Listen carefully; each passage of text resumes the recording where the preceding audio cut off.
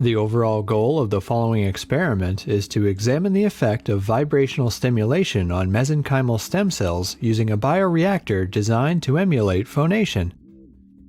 This is achieved by creating poly-ε-caprolactone scaffolds to provide a three-dimensional substrate for cell cultures similar to the vocal ligament.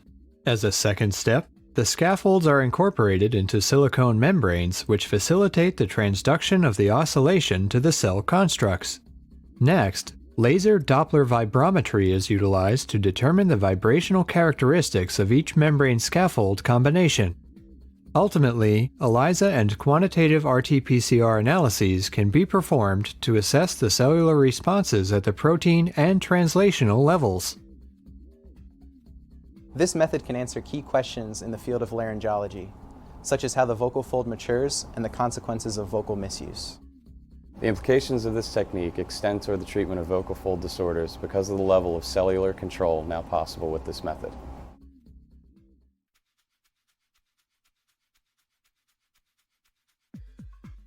To fabricate the scaffold, first dissolve PCl pellets in chloroform at a concentration of 15 weight%. Then load the resulting solution into a 10 ml syringe capped with a 21-gauge blunt-ended needle. Lock the syringe onto a programmable syringe pump and set the flow rate at 1 ml per hour.